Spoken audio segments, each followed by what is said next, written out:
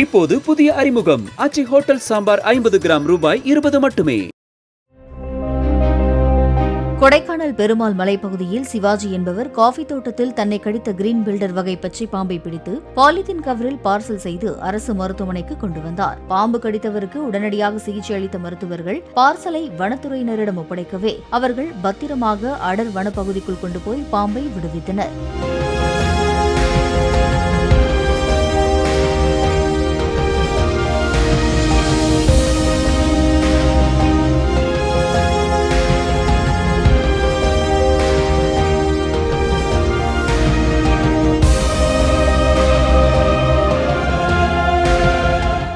இப்போது புதிய அறிமுகம் ஆச்சி ஹோட்டல் சாம்பார் 50 கிராம் ரூபாய் 20 மட்டுமே.